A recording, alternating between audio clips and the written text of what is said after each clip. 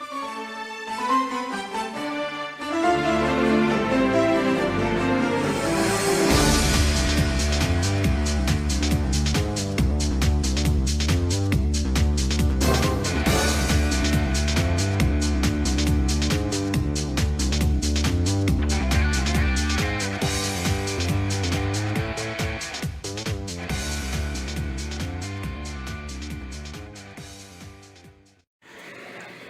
major plot hole was just filled in.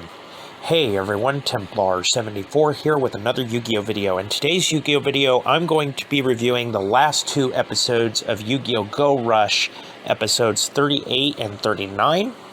I do want to apologize that I did not get 38's review up. I ended up catching COVID again, and I ended up losing my voice for a little bit. I'm still recovering pretty well from it, but I've got my voice back, and I want to give my thoughts about it because, oh my god, what did we find out in these last two episodes? But anyway, I'm rambling, so let's move on to the actual episodes. So yeah, episode 38 and 39, we are continuing the rush duel between Go Hyuna and the Lug, but it doesn't turn out to be that way for very long because none other than Yuga shows up. That's right, everybody. Yuga from Yu-Gi-Oh! 7s has just arrived on the scene, and he ends up taking over Go Hyuna, or for Go Hyuna, rather, and he is back in control of his own deck. And we end up seeing 7's Paladin again, and 7's Paladin, of course, was not enough to turn the tables. Udius and Yuga here are in a real pinch. But that's not to say they are that way for very long, as in the next episode, we get the 7's combination of Yuga's monsters and Udius's monsters to end up overcoming the Lug, and ends up these two win the duel.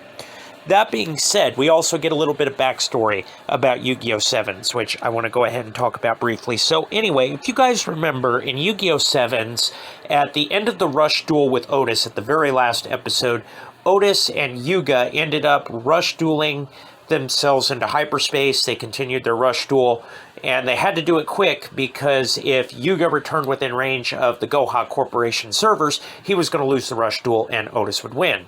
So to protect rush duels, Yuga and Otis ended up flying off into hyperspace, and Yuga ends up disappearing for 2 years.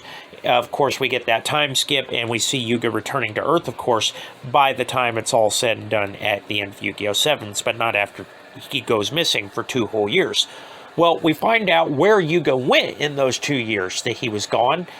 He ended up transporting himself back to the past. And this is ultimately the debate on what Yu-Gi-Oh! Go Rush actually is.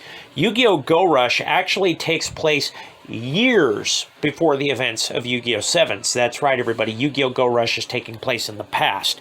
Yuga is actually traveled back in time. Before Yuga arrived in this era, there was no rush duel. The technology was primitive, and Yuga was very... he didn't want to create rush duels in this era. He felt that they didn't belong here.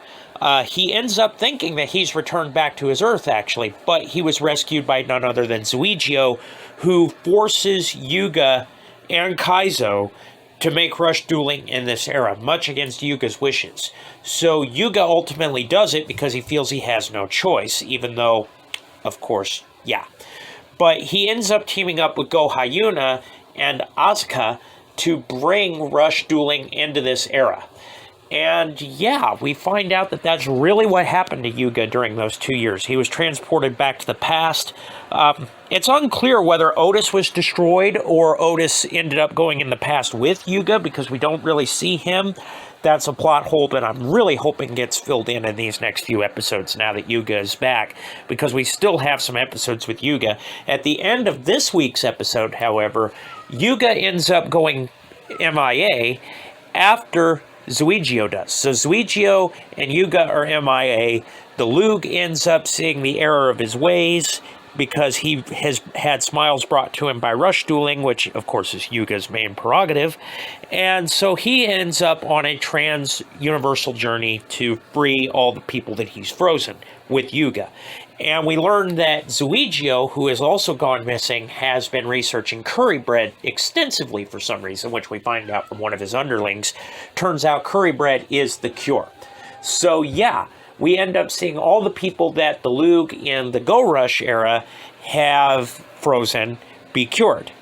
And we end up on that note on a little bit of a cliffhanger because everybody's asking, well, where did Yuga go? And that's pretty much where the episodes leave off. So, yeah, like I said, major plot holes filled with these last couple of episodes. This was actually pretty amazing, pretty nostalgic to see Yuga back in action. And, yeah, overall, I'm super happy with that. Whenever we can get plot holes from not one but two series filled, you really can't be upset about it. So, anyway, overall, really impressed with these last two episodes. Overall, I give them both a 9 out of 10. They were pretty impressive, I'm not going to lie. But anyway, those are just my thoughts, and as always, I want to hear yours. So, in the comment section down below, let me know what your guys' thoughts were about these last two episodes of Yu-Gi-Oh! Go Rush. Did you love them? Did you hate them? Did you think they were just there? What are your thoughts? Just let me know in the comment section down below, because as always, I enjoy hearing from you. Alright, everyone, as always, Templar74 signing off. Have a great day, everybody, and I'll talk to you all next time. Goodbye, everybody.